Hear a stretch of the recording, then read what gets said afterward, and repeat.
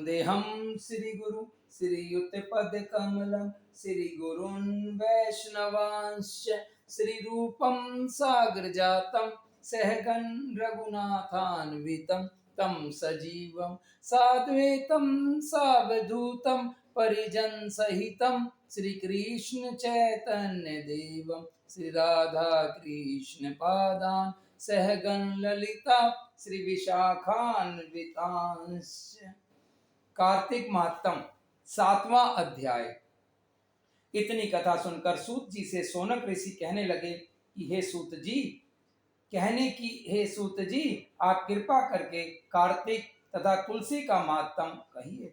तब सूत जी कहने लगे कि हे ऋषियों, जो तुमने मुझसे पूछा है यही प्रश्न एक समय नारद जी से राजा पृथु ने किया था, और जो कुछ उत्तर नारद जी ने दिया वही मैं तुमसे कहता हूँ। एक समय राजा पृथु नारद जी से कहने लगे कि नारद जी, भगवान को तुलसी क्यों इतनी अधिक प्रिय है, आप इसका महत्तम कहिए। तब नारद जी कहने लगे, एक समय राजा इंद्र बहुत से देवताओं और अप्सराओं सहित महादेव जी के दर्शनों को गया। सो जब कैलाश में पहुंचे तब एक बड़े भारी आकार वाले भयंकर नेत्रों वाले पुरुष को देखकर इंद्र ने पूछा कि तू कौन है और शिव कहाँ है। जब कई बार पूछने पर भी उसने कोई उत्तर नहीं दिया तो इंद्र ने क्रोध में आकर अपना वज्र उसके कंठ पर मारा, जिससे उसका कंठ नीला हो गया। परंतु इंद्र वज्र भी भस्म हो गया। फिर उसकी आंख से ऐसी प्रचंड अग्नि निकली मानो इंद्र सहित सारे संसार को भस्म कर देगी। ऐसी स्थिति देखकर बृहस्पति जी हाथ जोड़कर और इंद्र को दंडाकार झुकाकर शिव की स्तुति करने लगे कि हे देवादिदेव, त्रिपुरासुर तथा आकासुर का नाश करने वाले, यज्ञ का फल देने वाले त्रिपुरारी, आपको नमस्कार है। ब्राह्मणों की रक्षा करने वाले, आपको नमस्कार है। नारद कहने लगे कि हे राजा पृथु, इस प्रकार स्तुति सुनने पर श्री महादेव जी ने त्रिलोकी को दग्ध कर देने वाली अग्नि को शांत कर दिया और कहने लगे कि हे देवताओं, वर मांगो। मैं आपकी स्तुति सुनकर अति प्रसन्न हुआ हूँ। हमने इंद्र को जीवन दान दिया और हे बृहस्पति जी, आज से तुम्हारा नाम जीव होगा। बृहस्पति जी कहने लगे कि यदि आप प्रसन्न हैं तो इंद्र की रक्षा कीजिए और संसार का दाह कर सकने वाली अग्नि जो आपके नेत्र से उत्पन्न हुई है उसको शांत करिए। तब शिव कहने लगे कि नेत्र से निकली हुई अग्नि वापस कैसे जाए, अतः हम इसको दूर फेंकते हैं। ऐसा कहकर अग्नि को हाथ में लेकर समुद्र में फेंक दिया और वह गंगा के संगम गंगा सागर में जाकर गिरी और बालक हो रोने लगी। उसके रोने के शब्द से पृथ्वी कांपने लगी तथा सातों लोग बहरे हो गए। ऐसा आश्चर्य देखकर वहां पर आए हुए ब्रह्मा जी समुद्र की गोद में बालक देखकर आश्चर्य से पूछने लगे कि यह बालक किसका है। समुद्र ने बड़े आदर से बालक को उठाकर ब्रह्मा जी की गोद में दे दिया और कहने लगे कि यह मेरा पुत्र गंगा से उत्पन्न हुआ है, आप इसके जात कर्म कराइए। फिर उस बालक ने ब्रह्मा जी की दाढ़ी पकड़कर इस जोर मरोड़ी कि ब्रह्मा जी के नेत्रों में आंसू आ गए। किसी प्रकार दाढ़ी छूटी तो ब्रह्मा जी ने कहा, इसने हमारी आंखों से जल निकाला है, अतः इसका नाम जालंधर होगा। परंतु यह शिव के अतिरिक्त और किसी के हाथ से नहीं मरेगा, क्योंकि यह शिव के अंश से ही उत्पन्न हुआ है। यह अभी युवा हो जाएगा। जब ब्रह्मा जी शुक्राचार्य को बुलाकर और उसका राज्याभिषेक कराकर अंतर ध्यान हो गए। तब समुद्र ने कालनेमी की कन्या वृंदा के साथ उसका विवाह कर दिया, जो कि पतिव्रताओं में सबसे प्रथम और अति सुंदर थी। परम सुंदरी वृंदा के साथ विवाह कर जालंधर अति प्रसन्नता से दिन बिताने लगा। जब जालंधर घर में आता तो वृंदा अपने हाथ से पंखा झलती, वह अपने पति को नारायण समझकर उसकी सेवा किया करती थी। इतना कहकर नारद जी बोले, राजा पृथु, देवताओं से डरकर जो सब दैत्य पाताल में भाग गए वे जालंधर का अभय पाकर फिर पृथ्वी पर आकर घूमने लगे। उसी समय जालंधर ने कटे सिर राहु को देखा तो उसने शुक्राचार्य से इसका कारण पूछा। तब शुक्राचार्य ने समुद्र मंथन तथा देवताओं द्वारा रत्नों के हरण की कथा सुनाई। इस प्रकार इस पिता का मंथन और दैत्यों का अनादर सुनकर जालंधर ने क्रोध में आकर घसमर नाम वाले दूत को बुलाकर सुधर्मा के पास भेजा। वह सभा में जाकर अभिमान पूर्वक इंद्र को नमस्कार न करके कहने लगा कि दैत्यपति जालंधर ने जो कुछ कहा है वह सब तुम सुनो। हमारे पिता का मंथन करके जो तुमने रत्न ली है उन पर तुम्हारा कोई अधिकार नहीं है, अतः वे रत्न हमको वापस कर दो। घसमर के ऐसे वचन सुनकर इंद्र भय और विस्मय से कहने लगा कि समुद्र सदैव हमारे शत्रु दानवों की रक्षा करता है, अतः हमने उसको भयंकर रत्न दिए हैं, इसलिए उन पर दैत्यों का कोई अधिकार नहीं है। दूत ने यह सब समाचार जालंधर से जाकर कहा तो वह अत्यंत क्रोधित हुआ और देवताओं को जीतने का उपाय सोचने लगा।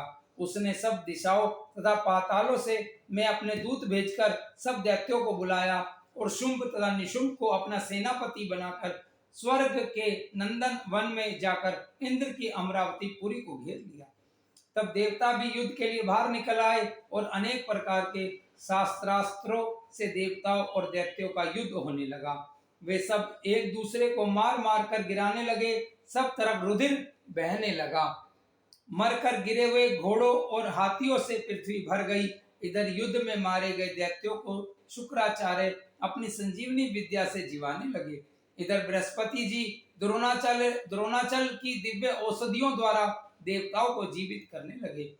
उधर जब देवताओं के जीवित होने का वृतांत दैत्यों ने शुक्राचार्य से जाकर कहा तो जालंधर दैत्य ने अपने अनुचरों को द्रोणाचल पर्वत को समुद्र में फेंक देने का आदेश दिया। तब दैत्यों ने द्रोणाचल पर्वत को उठाकर समुद्र में फेंक दिया और फिर आकर संग्राम करने लगे। जब देवताओं को जीवित करने के लिए औषधि लेने बृहस्पति जो द्रोणाचल पर्वत पर गए तो दिव्य पर्वत को न देख और देवताओं का दैत्यों के द्वारा निरंतर संहार होते देखकर वे घबरा कर कहने लगे कि हे देवताओं, शीघ्र यहाँ से भागो, यह दैत्य शंकर के अंश से उत्पन्न हुए हैं, अतः वह तुमसे नहीं मरेंगे।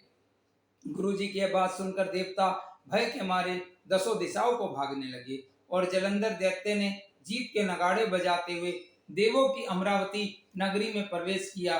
सब देवता भय के मारे सुमेरु पर्वत की कंदराओं में जाकर छिपे गए। सब देवों के भाग जाने पर जालंधर इंद्र की पुरी अमरावती शुंभ निशुंभ के अधिकार में सौंपकर स्वयं देवताओं का पीछा करने के लिए सुमेरु पर्वत की ओर गया। इंद्रादिक सब देवता जलंधर को फिर आता हुआ देखकर भगवान विष्णु की स्तुति करने लगे।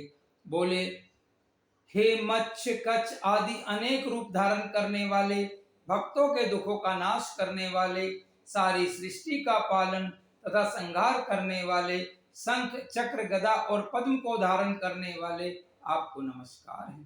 भगवान विष्णु देवताओं की स्तुति सुन और उनको दुखी जानकर शीघ्रता से उठ गरुड़ पर सवार होकर जाने लगे।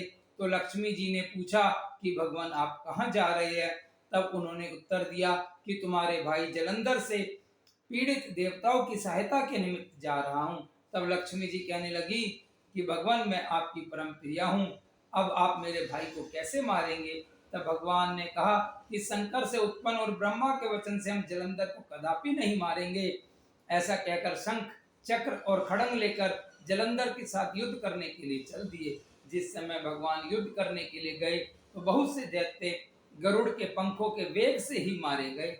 पवन से पीड़ित दैत्यों को देखकर जालंधर को अत्यंत क्रोध आया और वह भी विष्णु के सम्मुख युद्ध को आया। उस समय भगवान विष्णु और जलंधर दैत्य का महाघोर युद्ध हुआ। आकाश मेघों की तरह बाणों से ढक गया। तब भगवान ने जलंधर के ध्वजा, छत्र, घोड़े और धनुष सब अपने बाणों से काट डाले। जलंधर ने भी गरुड़ के मस्तक पर गदा मारी, जिसने गरुड़ को मूर्छित कर दिया। भगवान ने उसकी गदा को अपनी तलवार से काट दिया। फिर दोनों का मल्ल युद्ध हुआ। जलंधर ने भगवान की छाती में मुक्का मारा। उस समय भगवान और जलंधर के इस घोर युद्ध को देखकर सारा संसार भयभीत होकर कंपायमान हो गया। तब भगवान विष्णु ने कहा कि हे दैत्यराज, तुम्हारा और हमारा युद्ध ठीक नहीं, क्यों तुम लक्ष्मी के भाई हो? तब जलंधर ने कहा, यदि आप प्रसन्न है तो मुझको यही वरदान दे कि लक्ष्मी जी तथा अपने गणों सहित आप मेरे घर में वास करो। एवं वस्तु ऐसा ही होगा कहकर भगवान लक्ष्मी सहित जालंधर नगर में चले गए। तब जालंधर देवताओं के स्थान पर सब दैत्यों को नियुक्त करके जालंधर नगर में निवास करने लगा और देव, गंधर्व, किन्नर, यक्ष आदि के पास जो भी रत्न थे वे सब अपने अधिकार में करके निशुंभ को शासन करने के लिए पाताल में भेज दिया।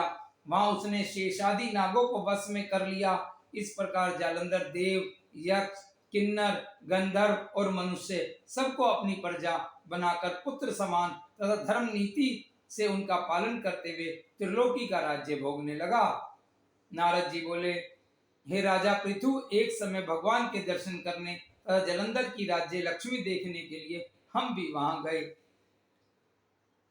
कार्तिक मातम 7वां अध्याय समाप्त। राधा रानी की जय, श्यामा श्याम की जय।